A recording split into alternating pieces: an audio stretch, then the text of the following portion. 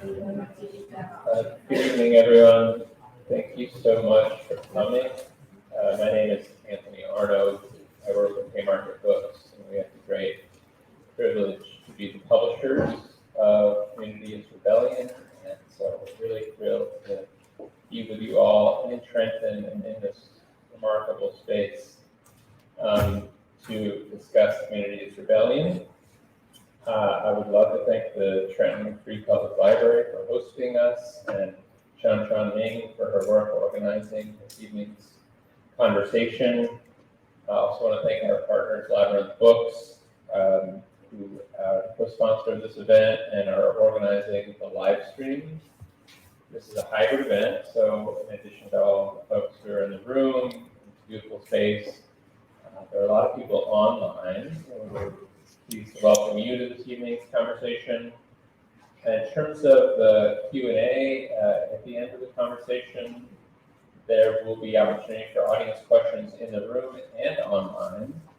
If you're online, there's an Ask a Question button. You can put your question in there, and someone will be gathering those together and reading them out when we get to that portion of the program. There's also going to be a book signing afterwards, organized by Labyrinth. That's here in the room. You can line up over here and get a copy, or actually I should say copies of Community is Rebellion to send and give away to friends. I think Father's Day is coming up. Am I right about that? Okay, great Father's Day gift. Yes, Lorgia will be on hand to sign books at the end of the discussion. Briefly, by way of introduction, Dr. Lorgia García Peña is first-generation Latinx scholar, an immigrant from the Dominican Republic, and an Afro-Latina from Trenton, New Jersey. Give it up for She studies Blackness, colonialism, migration, and diaspora with a special focus on Dominican studies. She is the Mellon Associate Professor of Race, Colonialism, and Diaspora Studies at Tufts University and a Casey Foundation 2021 Freedom Scholar.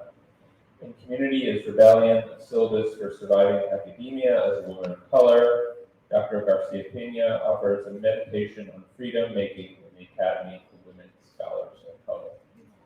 And I am very pleased that she is joined this evening by Dr. Ruha Benjamin, who is Professor of African American Studies at Princeton University and Director of the Ida B. Wells Just Data Lab. She is the author of the award-winning book, Race After Technology, Abolitionist Tools for the New Jim Code, and the forthcoming, highly anticipated Viral Justice, How We Grow the World We Want, forthcoming from Princeton University Press. For more info on Ruha's work, you can visit ruhabenjamin.com, and for more information on Lorgia's work, you can visit lorgiagarciapeña.com. And with that, I would like to hand it over to Dr. Benjamin. Thank you, Labyrinth. Thank you, Haymarket. Thank you, Trenton Public Library, for hosting this. For those online, I feel sorry for you because we're in a gorgeous space. And it's just nice to be present in real time, in real life with other human beings. And so I thought I would augment a little bit. I would add to the bio of Professor Peña by just putting some key words that I think of when I think of her and her work. Brilliant, courageous, loving, stubborn, ferocious, truth teller. We love you, we love your work, and we're here to celebrate this incredible, incredible book, Community as Rebellion, tonight. And so I wanted to start, before we dive into the themes of the book, again, to think about this space that we're in. My understanding is that you have a special relationship to this building in particular. There's a history here. So could you, before diving into the book, just tell us, what does this building and this library mean to you? First of all, thank you so much for coming here, and thank you, Ruha, for the conversation. So I'm from Trenton. I went to Trenton High. And And I spent more hours than I can count in this building. This is where I discovered reading. My family migrated from the Dominican Republic when I was 12, and I joined them later. And I was in high school at the age of 13 and very lost as a new immigrant, someone who was learning, second language learner, who had not had access to large amounts of books. They were encyclopedia in my home, there were Bibles, but that is pretty much what I had access to. And I was younger than most people in high school. I was 13 and a junior in high school. So I was very foolish. And my parents might remember some of it, they don't know the extent of it. But this building quite literally was my safety. And a lot of times I would just run into the library and stay here until it was safe enough to leave. And it was where I got my first library card. It was where I understood the power of reading. And so it feels like we're supposed to be able to be here and share my work with you today in my home. Thank you. Thank you. So that means of all of her book events, this is the most special. It is. So, Community as Rebellion begins with scenes from your childhood, and it grounds your lifelong rebellion against injustice in your family upbringing. And it's my understanding this might be the first time your family is joining you at an event like this, or at least an event here in Trenton. Could you let us know who's in the room tonight and how your family history has shaped your work? I write a lot about my family in the book. I write about the way in which I was nourished into rebellion by my mom, who's sitting in the back. Please get up, Mom. Where's Mom? My dad, my on the way, the puppy. My brother Aldi. My walk for so many years on my sunset. And I write about my family in the book because it was through their care, but also their expectation that I would return that care, that my ethics of community came to be. And it wasn't until I left Trenton and I left my home that I realized that that's not how the world works, that a lot of us are really lonely, even when surrounded by people, because we often ask, right, how are you? But we don't really want to hear the full answer, right? We just want to hear, fine, thank you, how are you? We don't want to really sit down and hear how we are. And so I'm very grateful to be able to have come from a family that valued and values community, and that taught me that there is a responsibility for mutual care, not just self-care. Thank you. So one of the threads that runs throughout the book is the problem of being the one, a tokenized identity in white-dominated institutions. So I wonder if you could tell us about your experience of tokenization and what you would say to someone who is having that experience of being the one now. I'm going to answer that question by reading a little bit. This is from the first chapter. My experience was singular, isn't it? The pervasiveness of the one model is all too familiar to women of color professionals working in competitive fields in the United States and other global north countries. A Latina friend of mine once told me that her experience of working in a major financial institution had prepared her for war. We met in New York one afternoon, and as we walked along the pier, I asked her what it was like to be a Latina analyst at such a prestigious institution. I have to admit I was in awe of her success and curious about what I presumed was a glamorous life. I had not yet told her about my experience of being the one.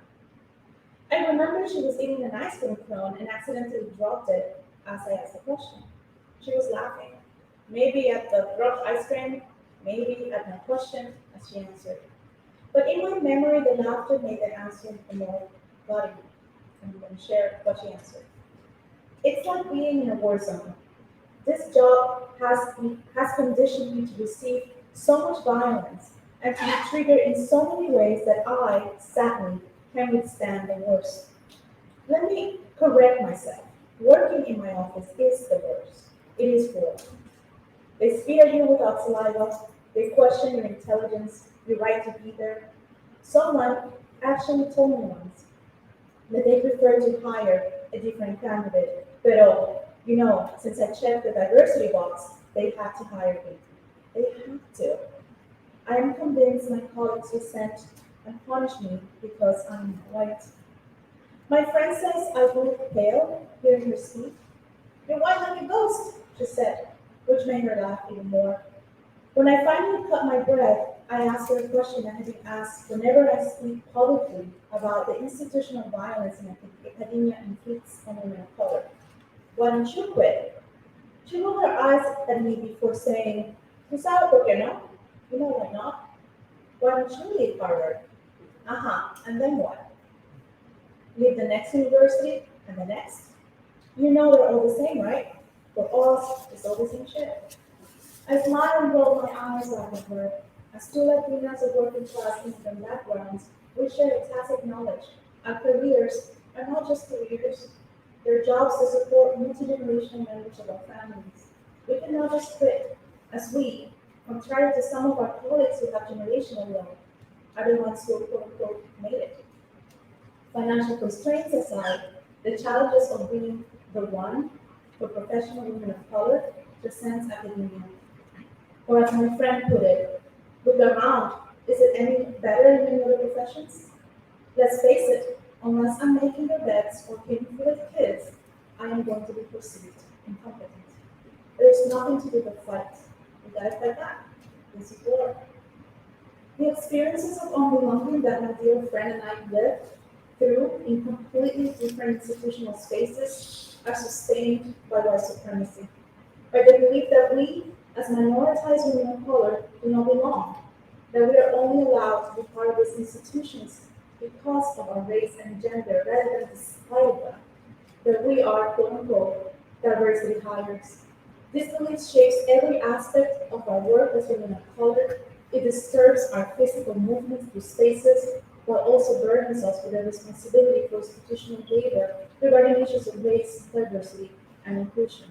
That is, we're asked to lead the task forces on diversity issues, speak out to our boards about equity and inclusion, and serve as mentors, leaders, liaisons for all kinds of conversations, plans, and institutional efforts to save face regarding racial inequality. We are the band-aids they hope to put on their camouflaging racial wounds. Yeah.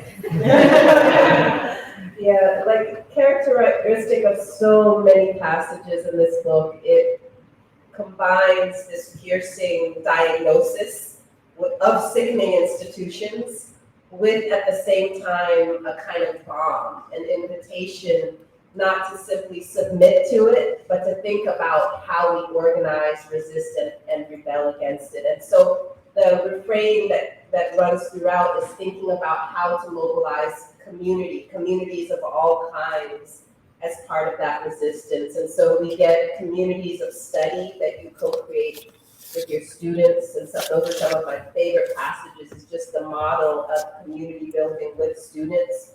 We get the community that you helped forge around Freedom University that you built with colleagues and comrades.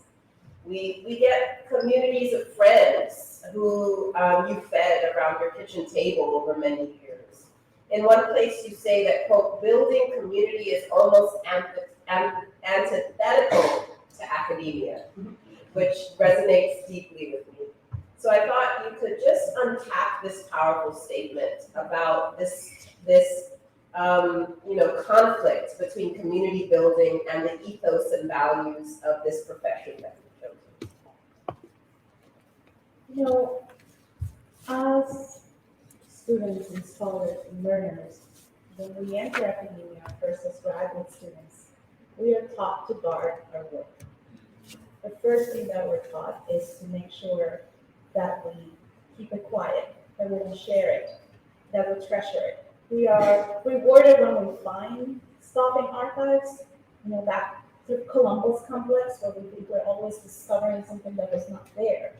And we are discouraged from collaboration in ways that are very tangible, right? So in my field, I mean literary and cultural studies, multiple authors, work and publications by multiple authors typically don't count towards tenure, right? And so it's built in the system that we need to excel on our own, that our work is all ours only, that me putting my name on this means that I own it and that everything I'm saying here is just mine. And that's just false, right? The reality is that the way we thrive as learners, as students, as researchers, as professors, is precisely by sharing work, by having conversations with our colleagues and our students, by letting other people read our work and comments. That is how we grow. So it's really, really difficult to create community, especially when you are trying to change a system that has not been created for people that look like you and me, right? If we think about the fact that the university is a colonizing and colonial institution that was created to educate the sons, right, of rich colonial owners of this world, when people like us come into this space and we're saying, well, I want to center other type of knowledges. I want to rethink what you're saying from different perspectives. We're met with a wall at times, at best, and with violence at worst. And so it's a very difficult space to build community because your ability to thrive within that institution is built upon the opposite, individualistic notions of learning and learning. So it poses a challenge for community building. I mean, the way that many people have come to know you publicly is through your tenure case at Harvard. So I thought we could just spend a few minutes just thinking together about the significance of tenure and your particular case. I remember when I was an assistant professor at BU, in my first or second year, I was at some kind of workshop, and a more senior Black woman scholar pulled me aside, and she just said out of the blue, whatever you're putting off doing or saying until after your tenure, if you put it off too long, you won't even have the desire to do it when the time comes. So almost like that delay changes you. It kind of distorts your values, that biting of your tongue year after year after year. And so her caution in many ways stands in stark contrast to what we usually hear, and which you quote in the book, that we should wait until we have tenure to be so vocal. Why was staying quiet not an option for you? So I want to start by asking, does everyone know what tenure is? Yes. Because I certainly do.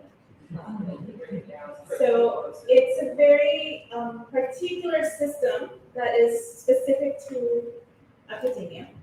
And it was designed, basically means you have a job for life, right? Unless you do something really terrible or belong in certain ways, they cannot fire you. And the way it was created to protect academic freedom, that is to protect scholars who speak out against injustices, right? And to make sure that the work continues to be independent. In reality, the way it works is a reward system. And only very few of the people who do the teaching at the university level actually have access to even beginning what is known as the tenure track, which is typically a period of 6 to 9 years in which you are working towards this reward. And so when I enter the space of the tenure track, which was not the goal, I had a very different and accidental and crooked by then through academia, where I didn't set out to become a scholar. This was not the goal. I was not moved for that like other people were. I kind of stumbled into it because I like to read. That's really the reality. I like to read, I like to write, and it just eventually led me to this path. And I think in many ways, that made it easier for me because tenure was not the goal for me. It's nice to have it now that I do, but I haven't yet done anything different with it. So when you come from the kinds of communities that I come from, right? When you are the descendant of enslaved people, an immigrant, a woman of color, when you come from poverty, you do not have the luxury to wait it out. Because we all heard that for many years, right? Those of us who are immigrants, we keep hearing about this imaginary line we were supposed to stand on to get a green card that none of us have ever seen. It doesn't exist. Those of us who come from Afro-diasporic communities have been told wait your turn for so long. So the idea that I had to wait 6 years to speak out against injustices, against what was happening in my classroom, also against what was happening in the world, just didn't track. It was not an option. It was not what I wanted to do. And I was very well aware, I was not naive, that it would cost me tenure. I was very well aware, and it didn't matter, and I would do it all over again. So many of the experiences that Lorgia describes in the book were truly jaw-dropping in terms of the overt, unequivocal denigration and disrespect that she faced. But there's a chapter in here that really made me pause, even more so than those explicit forms of harm and disrespect. It's where she's talking about the kind of passive complicity that people all around her engaged in, who might not have come out and done the things overtly, but they were still maintaining the status quo and benefiting from structures of inequality. In one place, she says that that's what makes it possible for the university to continue to exist through and in harmony with white supremacy. So here you're calling out the many different ways that senior faculty in particular, people in all different kinds of roles, benefit from this structure. Can you share a bit more about how you came to this realization that it was these accomplices that were the biggest obstacle or are the biggest obstacle to decolonizing the university? Academics are very good at writing stuff that sounds great about social justice and commitment to change these structures. And we hear so many buzzwords, decolonize, right? Now, if you're familiar with university spaces, before an event or with land acknowledgements. And this is happening in institutions that typically don't have Native American status. And so the way in which post 1964, we in this country have been asked or tasked with inclusion and diversity has shaped how universities function. And so we have a narrative of inclusion. And I shared this at a different events recently. The image that I get when I hear the word, I absolutely despise the idea of diversity and inclusion. So I should rephrase with that. The image that I get when I hear inclusion is this dinner table with lots and lots of people sitting, and you kind of a right plate, and you get this little corner, and you gotta get like a bench from like out in the kitchen, and you can't fit, and you can't cut your meat, and your elbow is like this. I don't want to be included. Because inclusion means that there was a project that was in place that was not meant for me to be part of. I want to create and procreate, or I want to be centered, but not included.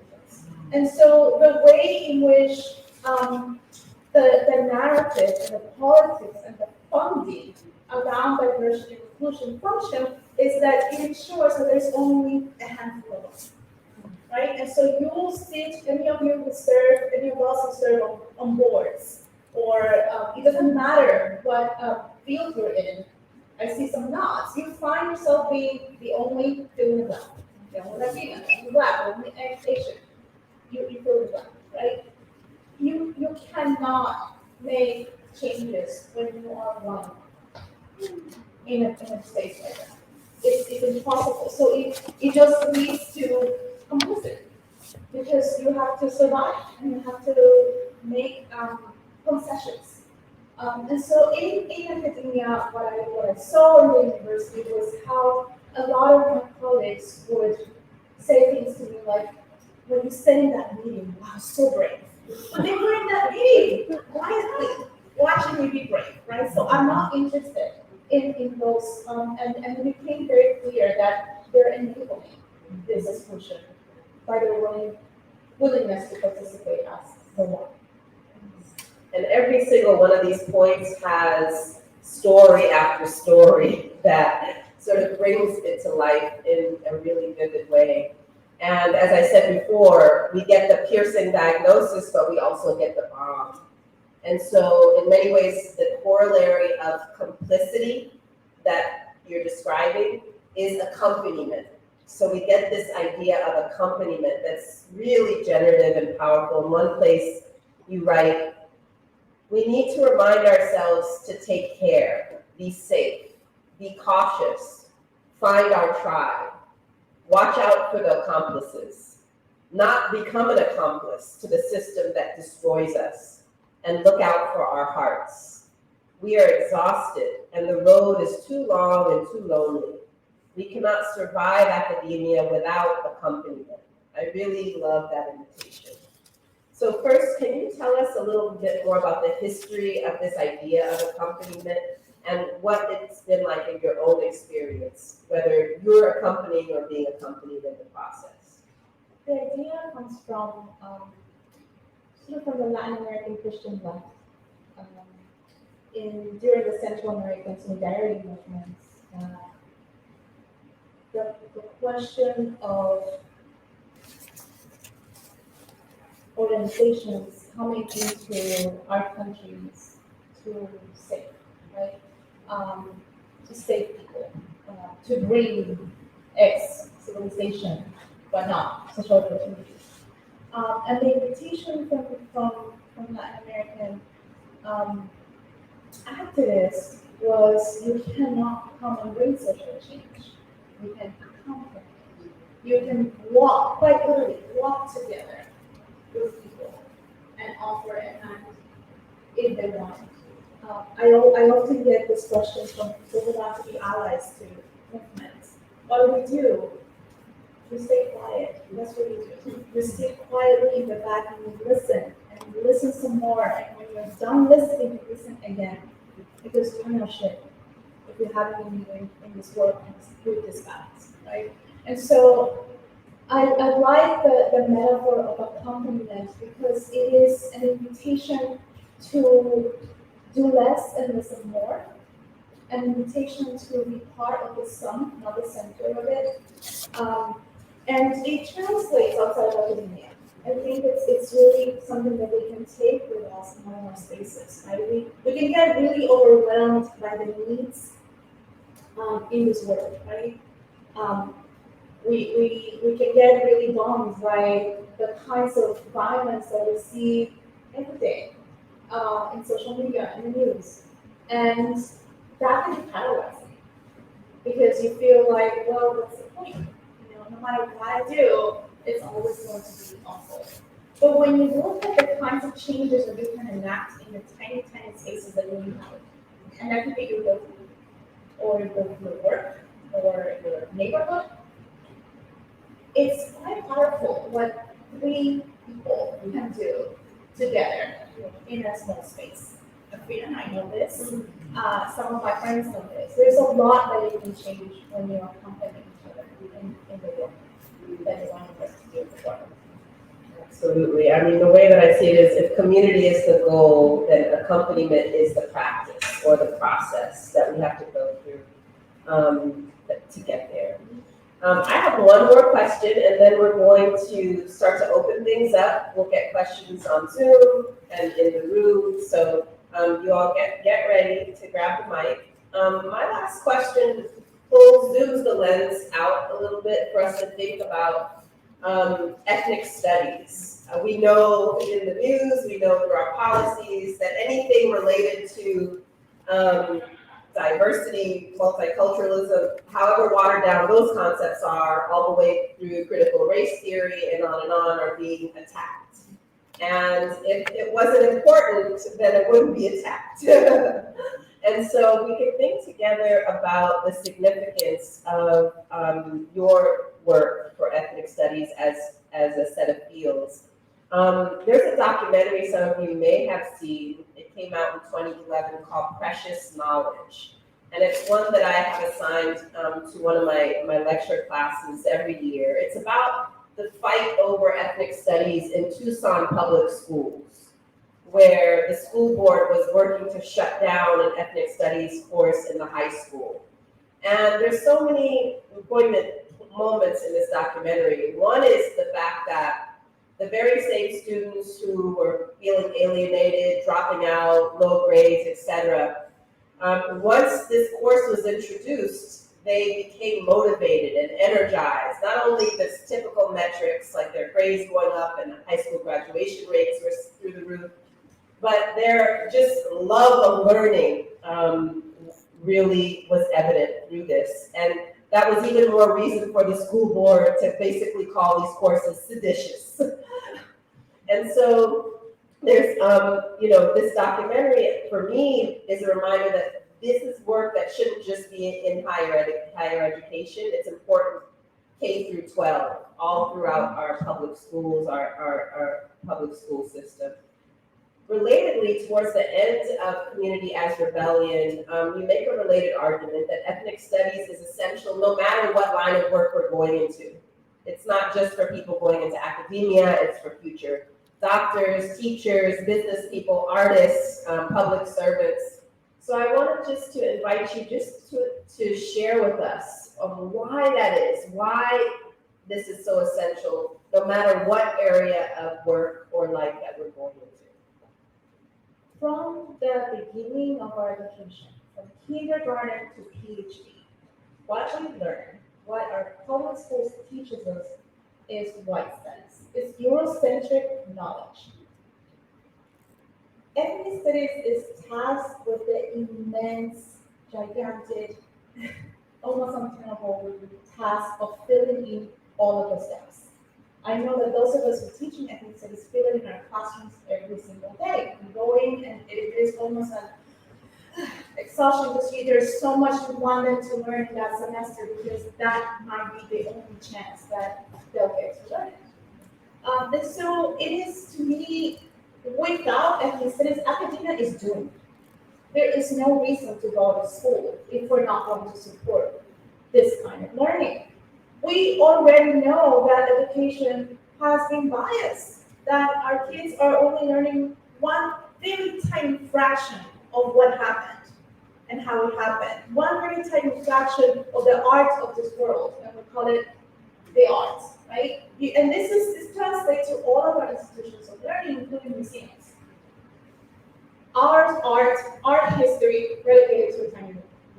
The majority of the world history, right? And so the only way to undo or redo what has been wrong for hundreds of years is to center ethnic studies, not only as a field of knowledge, but as a lens from which to learn. Asking the same kinds of universal questions that we've been asking ourselves about literature, about history, about medicine, but from different perspectives. Can you imagine what that would do for our society? How it infuriates me to see universities having these committees to meet and ask questions of how do we create social and racial justice in our environment. The answer is so easy. We don't need to have another task force. Hire more faculty of color, teach ethnic studies curriculum, center the knowledges that have been relegated to the sidelines. That's how we thrive. That's how our kids learn. And that documentary is I teach it to. I teach it in my interplanet studies every semester, and it's very eye-opening. I work very closely with some of the teachers because it was at the same time that we were creating the university to collaborate quite a bit.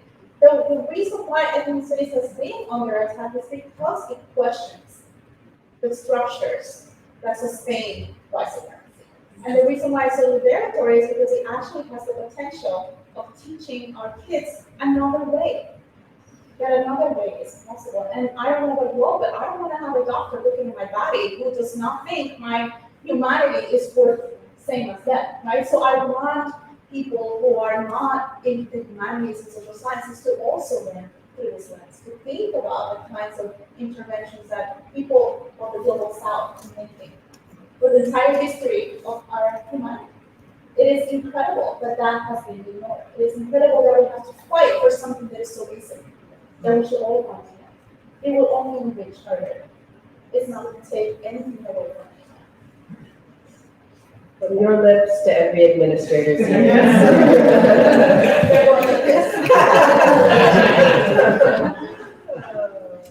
I'm going to pause and see if we have some questions here from either Zoom or in the room. So raise your hands in the room or. So nothing yet on Zoom, but Okay. I think because the mic, Are contaminated. no, just because it's on the cord. Yes. I think we're gonna need you to come up to the mic. Or you can say it and I can repeat it. Or that works Yeah. too. Just speak up. Yes. Who wants to get started?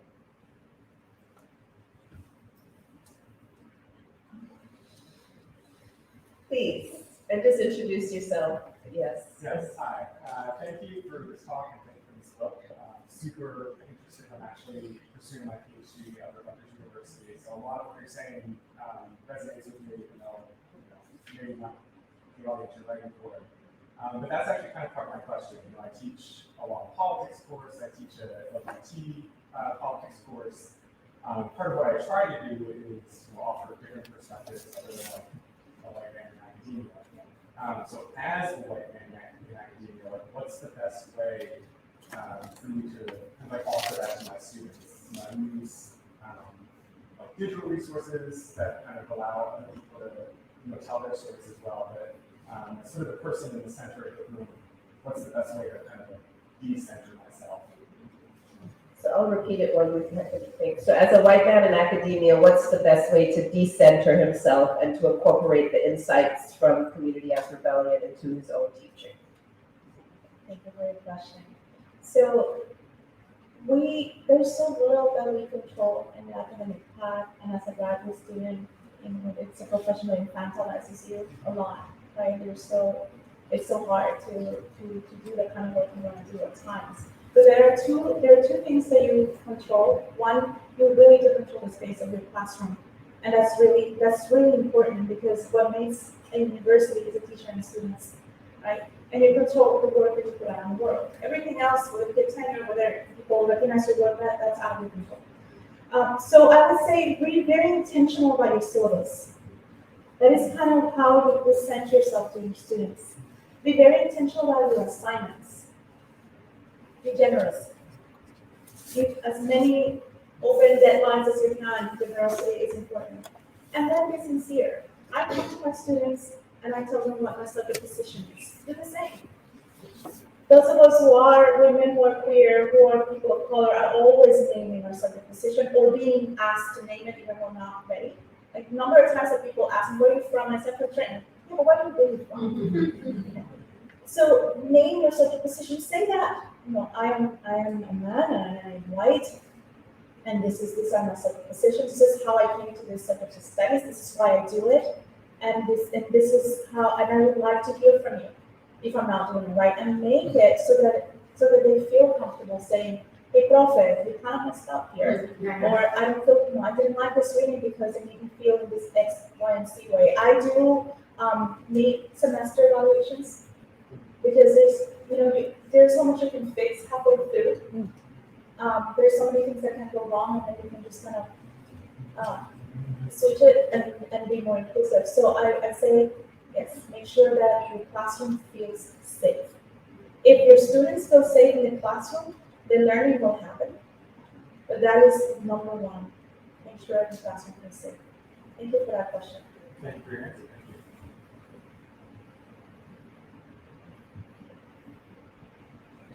Trans people are not shy, so I don't know what's going on.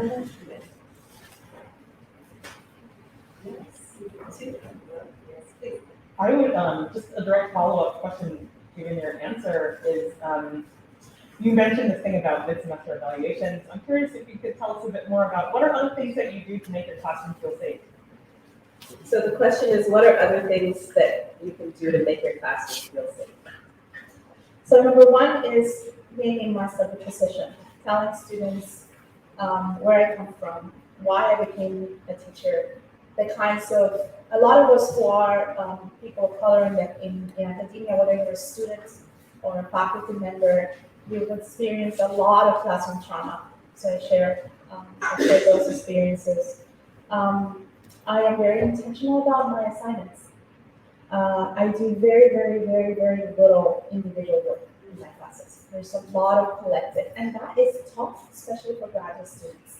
The idea that you don't get to put your name in, and it's not just yours, it's really tough. But by the end of the semester, I ask them to trust me and to accompany each other because this is not about that A. This is about all of us learning and getting there to the end. And I have to say, it's always worked.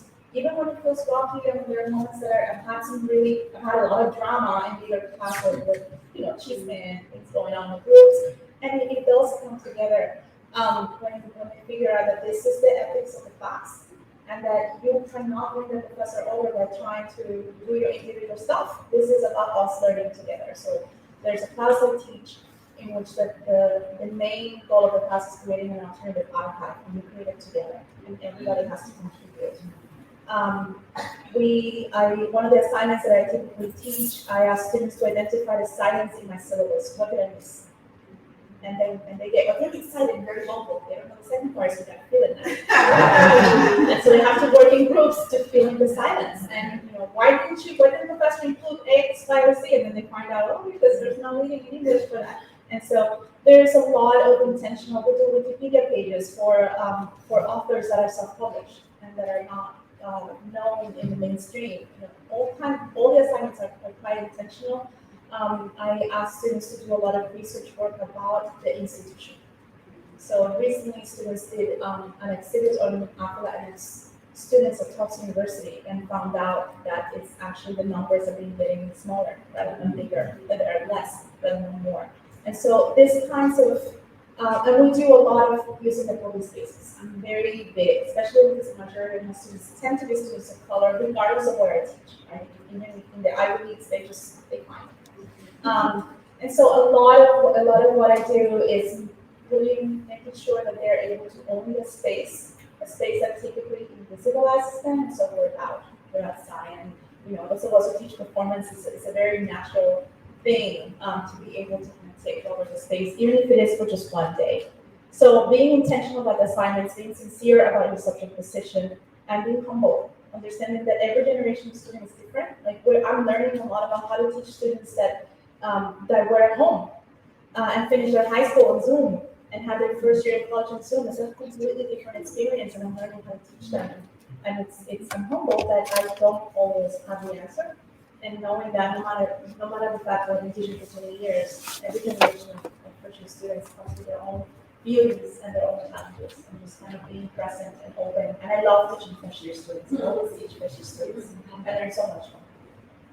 And just so you all know, so many of these examples are described in the book, and that was one of my favorite threads, just getting ideas for courses and teaching and taking notes. So just I get it for that reason alone. I saw a hand here. Yes, please. As a student, a lot of times you might have a teacher or professor that says some things that make you uncomfortable. You're very sensitive, but it's scary to say something about it. How do you suggest you can work for it? So the question is, as a student, sometimes there are times when a professor will say something that can make you feel uncomfortable. So how do you deal with that? How do you, is that right? Like the courage to kind of address that? It's difficult, right, because there's a power balance, and you know that that teacher is going to be, your grades are in their hands, so I totally get the fear. There are two ways. If you're really afraid and you really don't want to speak up, that's just what evaluations are for. And people read them, and they do have an impact in your career. That is the college level. I'm a big fan of returning to discomfort, and I encourage my students to do that a lot. So I do things like, did you mean for that to sound so racist? But again, I get in trouble for doing that for a very long time. So returning to discomfort to the level of your comfort, and writing the syllabus, spreading word of mouth. You know, you'll be surprised how quickly students talk to one another and learn. You know, stay away from that. Or you better take this class because the professor's school. So it's speaking out and writing about and finding out before you take a class. Don't just look at a sexy title and newsflash. They're usually but this look at a sexy title for a class. Find out who's teaching it. See if you can get a syllabus and take a look at what you're reading. Get really informed. Don't just choose a class based on what time it's taught and whether that fits your student schedule. Hello, good evening. My name is Angelica Benitez, and my professional trajectory has revolved around providing access and opportunity to underrepresented students, under-resourced students. Currently, I oversee a federal grant program named the Ronald E. McNair Scholars Postbaccalaureate Achievement Program. And the goal being, for those of you who may know the program, is to ultimately diversify, basically train undergraduates to enroll in graduate school to get a PhD, to then diversify the professoriate, the academy, right? And so I like when you said a moment ago, tasked with diversity and inclusion, and I'm like, oh, I realize I'm being tasked for diversity, right? And so, at times, I have this tug and pull inside of me because I have to encourage, I have to motivate, I have to, like, we have to follow our students up to 10 years until they obtain degrees. And so I have to do all of that, invest in them to keep them motivated. And then, you know, with the goal again, diversity. But then I said, is he or she really going to be included? You know, what dream am I supporting, and so on and so forth. Of course, I know that, you know, part of obtaining a PhD, going into professor, wherever you go, is a personal calling. But sharing that with you, what would you say that would balance or help me balance that tug of war, you know, that happens inside of me when I know I'm tasked to diversify, but I can't. I have no, you know, I have no power in the inclusion part.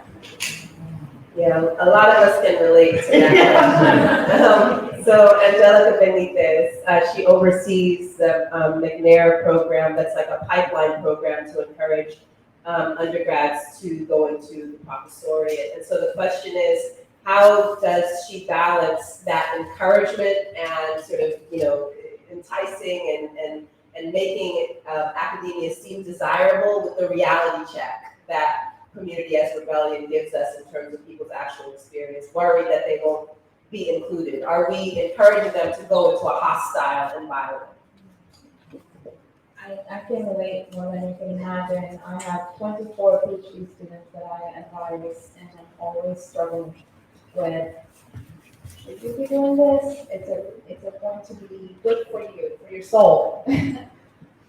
So there are two things that I would talk more with you and we'll exchange. One is I'm a big fan of using the resources that are at hand.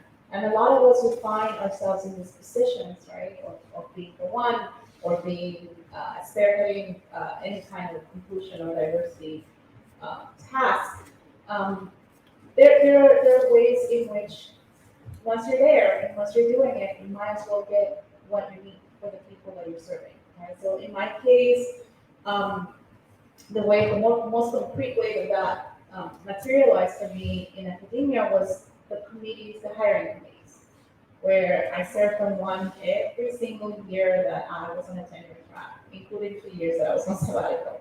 And they would ask me to come.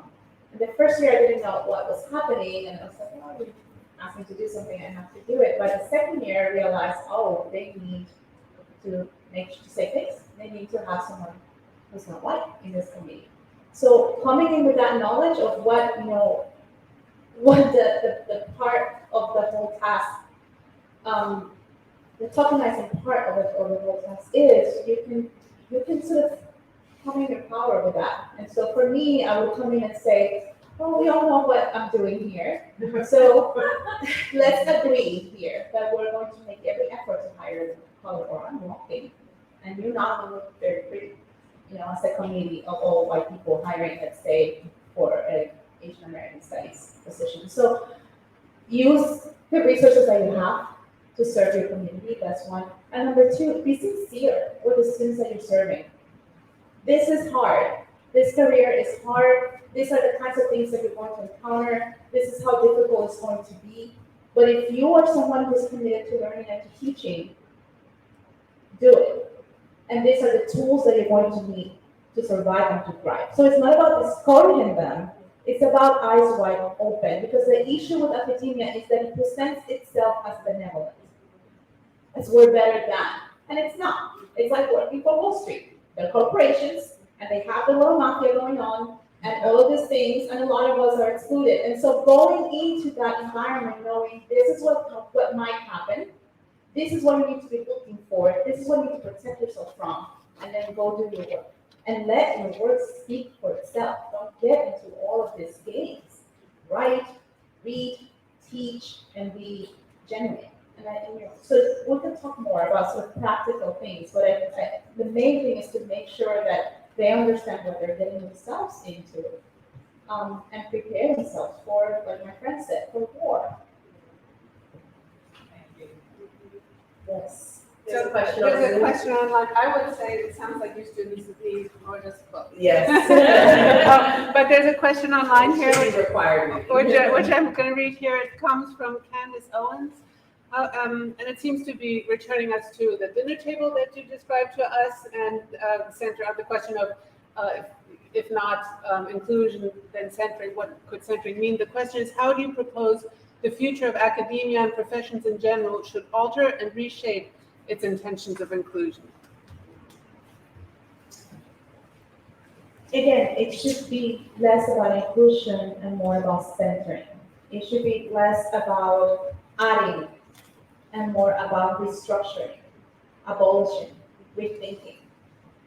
This that we've been doing has been working really well for some people, but it has not been working well for the majority of the world. And we know this. We have known this as a world, not just in the United States, but as a society. We know this. We are still living in the afterlives of slavery and colonialism. And the people who have been colonized and enslaved, their descendants are the same people that are still being excluded. And so we need to really rethink about the kind of world we want to be. And if we are truly going to be a kind of world that abolishes racism and that does not welcome violence against people based on their race, their gender, their sexuality, then we really need to go beyond writing those concepts and narratives and actually thinking about how do we restructure. This is not just about putting an addition in the house. This is about demolishing and using the fields and building something from the ground up. And I think that academia is very afraid of change. And so it might take some revolution. It might take some boycott. It might take some people really doing uncomfortable things. That is really our legacy. I mean, can you think of any major changes in the world that have happened with people just saying, maybe we should stick together and talk about inclusion? No, all the changes have taken some serious work and some serious burning shit down. Basically. I have a question, and it's sort of, I keep going back to the, oh, you were so brave, in that book. Because as I was, it struck me that the parts of the book I've read are really vulnerable, which is often praised as being brave. And it's also just so cute in its analysis. And so I'm interested in the writing of this book in terms of the space it came from. In that I don't, and sure, it's a great book, but that's sort of your jam. I don't, but there's the vulnerability is what really lifts the acuity of the analysis for me. And so I'm just interested in technique or intention or like why this book or as a writer, how did this book come to and through you? So for those on Zoom, in case it didn't pick up, Brian is pointing out the vulnerability that's evident throughout the book, and so inviting Lorgia to speak to the process of writing and the technique of writing. Thank you. This book is, and I talked to Anthony about this a lot, it's in many ways the most important piece of writing I've ever done, because it's radically different from everything I've written. Right? All my academic work that I spent years and years in archives, even though I'm always positioned myself within the writing, this is radically different in that I am at the center, and like you said, I'm really opening my life to people. It didn't start as a book, and I think that's why. It started as a letter to my students. I began writing it in 2019 after a conference. 2018, I had gone to a conference on Dominican Studies in New York.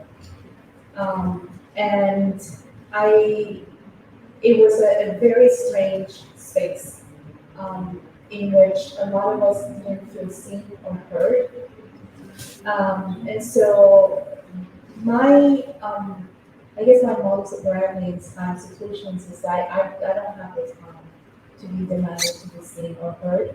I just go and create something else because who has the time for that? And so a group of us decided we were going to create a different space, and we hosted this other conference called Global Humanidades, with Chairman Mayor Pozo and Elizabeth Manley, and it turned out to be radically different, where everyone there was seen and cared. And it was a really hopeful moment for me as a scholar that something else was possible. This was tangible, that there was another way to do the work we wanted to in the world. And so I began to write this kind of love letter to my graduate students, which I intended, I don't think I intended to share either. And it just kept getting longer and longer. And at the same time, I have been working for a while now on a piece that I thought was going to be an article on pedagogy and teaching ethnic studies. And I had published more pieces here and there on that. And they started to kind of come together. And one of my friends said, "You need to talk to Anthony and Hey Margaret, because I think this is a book." And I was like, "Yeah, definitely not a book. Let other people decide that for you." And I sent Anthony something really rough. It was their very early stages, and I was like, "Well, my friend says this is a book, so read that, and you can share what your reaction was, if you like, instead of me speaking for you." You got the mic. I can pass the mic, that's the whole point. To make a long story short, I mean, we were immediately thrilled when we saw what a powerful voice you going into that personal space represented. And as Ruha said, how personal is so interwoven with just the profound analysis and political perspective, and how brilliantly you balance those. And we have to have a real appreciation for kind of political education and community building that you're doing. And so it's a book that models exactly what we at Haymarket are trying to do with our publishing project. So we couldn't think of a better or more exciting book to be working on right now. Yeah. So that's kind of the story. And there was no plan, there was no book proposal, there was none of that. It was just writing, and it just became taking really long. And yet you will finish it in a weekend, you'll devour it. Yes. And it really just stays personal space for me, because I picked up this book, and I'm glad that there are books available for purchase. I'll be here, okay, to the left, but I'm so glad it's good, that I picked it up in the library, and your voice is just, it's captivating. So can you just share with us how this person came to be? Give us your backstory. And you gave us a little bit, I think there's some in the book, but just share with us who you, like, how you came to be. I'm the daughter of Melissa and Mario. That's pretty much how I came to be. I'm very stubborn, like really stubborn. And I am very bothered by justice. So I think those two things are really key. I'm by nature, I'm a very open person, and I'm warm, and I let people in. I'm not a big fan of secrets. So the woman of brilliant legacy is just like, that's who I am. I talk about my stuff. And when I decided to embark in academic work and writing, it was because I didn't have those classrooms growing up. I didn't have those books to read. And when I began to hear the people that I come from represented, when I began to hear Dominicans, it didn't resonate with what I knew to be true. And so I came to my work because I had questions and I wanted answers, and I was not finding answers in my teachers, in the books I was reading, in the conversations I was having, and it just felt like such an injustice. I went to Rutgers in New Jersey, and the largest Dominican population outside of the Dominican Republic is in this region. And yet, I never had a Dominican professor. I was never taught a single Dominican book, even when I took Caribbean and Latin studies courses. We were the footnote in some of those books, right? There would be like a tiny little footnote, and also, if you want to learn more about the Caribbean, you should read blah blah blah, right? And so that really bothered me. I didn't want to be a footnote anymore.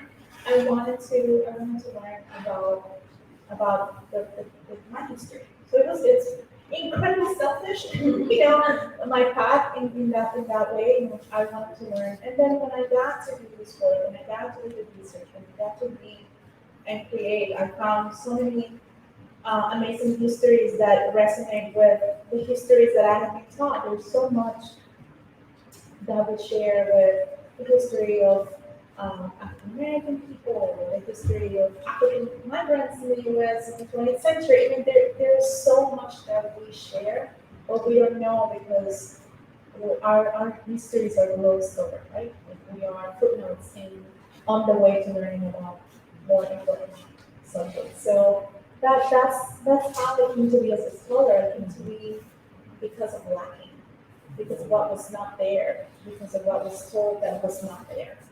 And it turns out it is really rich, and there's so much more that there's still to be. Thank you very much. Hola. Hola. We just met yesterday. So the reason I'm here is because I learned from your brother that you're a Trenton Central High School student. So I love, for 27 years, I've been loving on Trenton Central High School students, and I'm just curious if you could share a high experience and if you could share a low experience that we can share so that things get better, which they can. If, according to you, we take the curtain away and look at the reality. In Trenton, yes. It's only 4 blocks away from my church, so I'm invested in that. So I had the best teachers I've had in Trenton High. So I want to start by that, and they saved me. you know, Mr. Jesus, Mr. Miranda, Miss Leon, which I hope they're connected and watching this film, and they saw me from day one. They could see me, and I didn't speak English. I was just, you know, quiet and afraid because everything was so different. But they saw me for all that I was, and they continue to support me for many years. And I know they're very proud of me, and they communicate that to me all the time. So it was a very important space for me, informative. It was also a difficult place to be as an immigrant, as somebody who was a second language learner. There were, and this is many years ago. I'm gonna show my age here. So I don't know how much it's changed, but it was a hard place to be an immigrant kid. There was a lot of bullying. It was unsafe. I was sharing with some of my nieces and nephews that I didn't go to the bathroom the whole day because I was afraid of what could happen in that space. It was that dangerous. And so I think the biggest challenge that we had as students was that it was a physically unsafe environment for those of us who came there to learn. And yet at the same time, I had the most loving, committed teachers I've ever had to this day. So it's very much a picture, right, of trend of our community, where there is the loving and the care and the mutual support, and then there's also the very tangible behaviors that coexist because of poverty and because we're being ignored and abuse, right? So we're talking yesterday for so long. Right? So all things are true. Yeah.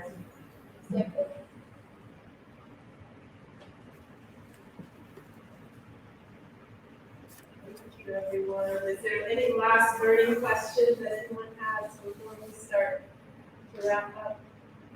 The fans are out, so that was my cue. That was my cue. Any last questions? If not, let's use this. Oh, do you have a question? Yeah, there's so many questions that I have to share. My name's Adla. For Denise and I, one of the things we do is we are in the race equity committee, and we have conversations, so to speak, conversation on bias and racism. How do you get people that are shut down, don't want to be part of that conversation? How do you reach them? And they're there because they have to be there. Yeah, so I was on a race equity committee, and so the question is how to engage people who don't want to be there around these issues of bias and racism. So you can force people who don't want to be there, and that's both physically, metaphorically, right? You can't. So my strategy, and I do get, especially when I'm teaching those first year students, I do get about half of them that are there because I want to be there, and half of them were told they have to take my class for whatever reason requirement. So I hear you. My strategy is I keep teaching for the people that want to be there. I keep having those conversations for those who want to be there. And at some point, some of the other ones come around. But you cannot force change, and you cannot force people to want to have that change. All you can do is share the information, try to connect, model, and then some people who are inevitably just not be part of that, they don't want to, and you can force it. And I know that's hard to hear because you want to. Those are the people that need it, and you want them to be there and listen, right? Like I hear you, but you cannot force it. And you should preserve your energy and your heart because there's so many other people that want it, and you need to care for yourself too. And it could be very draining when you're trying to have this conversation with her. That's okay. Acknowledge that too. I know some of you don't want to be here. We just ask them to please not be distracted. Right? Yeah. All right. Well, please join me in thanking